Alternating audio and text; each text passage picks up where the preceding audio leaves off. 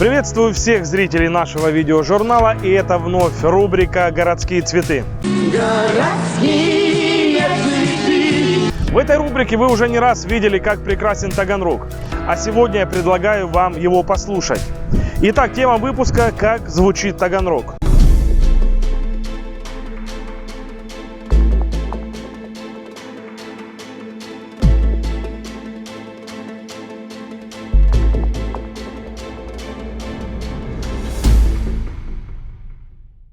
А спонсор нашего выпуска – компания Донстройинвест, которая занимается поставками деревянных поддонов любых марок и размеров по всей России.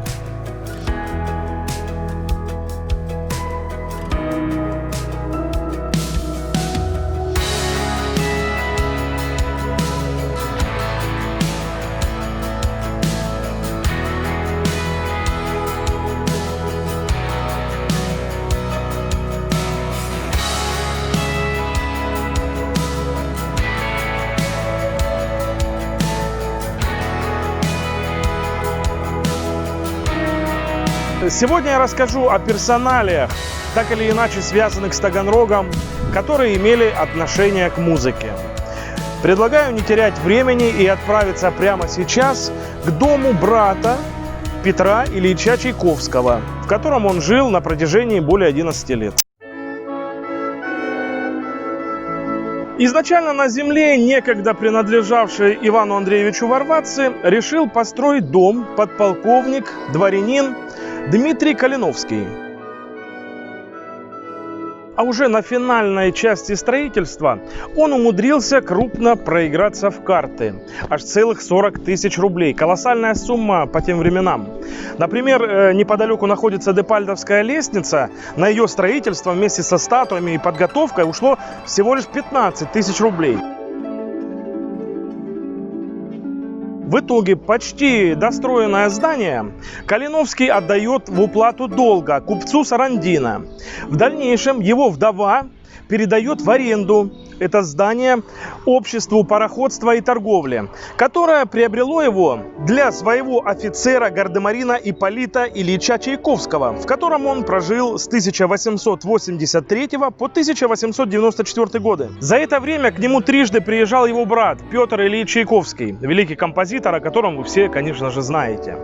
И что написал по этому поводу брат Петра Ильича, Ипполит. Таганрог ему нравился. Дом, который я занимал по устройству своему и положению на высоком отвесном берегу с чудным видом дали Таганрогского залива.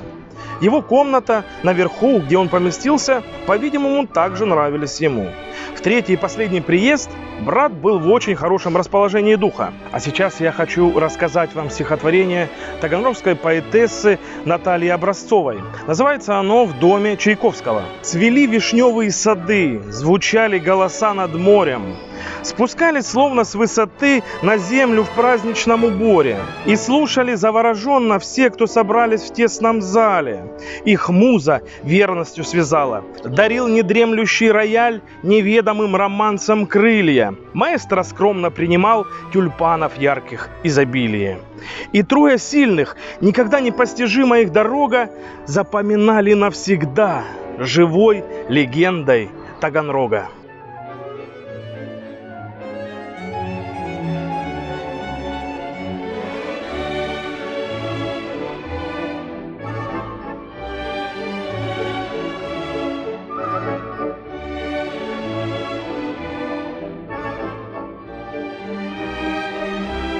А дальше вас ждет интересная история итальянца Гаэтано. Полное имя – Иосиф Цезарь Молла Гаэтано. Оказавшись в Таганроге с концертом, Гаэтано влюбляется в хористку Дрожкович. Он женится на ней и остается здесь жить, примерно на этом месте. С тех пор здание постоянно перестраивалось, и на сегодняшний день от него уже ничего не осталось. В Таганроге у Гаэтано рождается сын Валериан, который продолжил музыкальный путь отца. Он поступил в Петербургскую консерваторию, где у него преподавал сам Римский-Корсаков, с которым Валериан Молла в дальнейшем поддерживал дружеские отношения, став неплохим дирижером. Несмотря на все заслуги отца и сына, Родовое гнездо и все имущество отобрали революционеры. Дети Валериана, сыновья, погибли в этой гражданской войне. А после нее самого Валериана отправили в лагеря, признав его виновным в шпионаже в пользу Италии. Но в дальнейшем все же жена вернула дирижера в Таганрог, где он стал преподавателем в музыкальном училище. Но недолго. Лагеря подорвали его здоровье, и в декабре 1938 года он умирает. По воспоминаниям его дочери Валентины, умирая, уже в коме, стучал в стену, кричал: «Откройте камеру воздуха!» Мы одели его и хотели вывести на воздух. А он подошел к роялю, сел и положил руки и голову на него. И долго-долго так сидел. Упомяну еще о знаменитом ученике Гаэтано Мола, о Самуиле Майкопаре. Начнем с того, что Самуил родился, и вырос в семье богатого купца Майкопара. Их трехэтажный дом на Итальянском переулке по тем временам считался настоящим небоскребом. Ввиду состоятельности отца, мальчику могли с 6 лет оплачивать уроки у Гаэтано Мола. А также он учился в музыкальной школе в Таганроге. Есть также такая история. В детстве сын Гаэтано Валериан, несмотря на одаренность, был ленив. И именно ученик Майкопар настоял на том, чтобы его все же отправили в консерваторию, где юный Самуил и помог с поступлением. Сам же Майкопар окончил Петербургскую консерваторию в 1893 году, после чего выступал в камерных концертах в Берлине, Лейпциге, Петербурге и в Москве. Конечно же, в Таганроге он также давал свои концерты.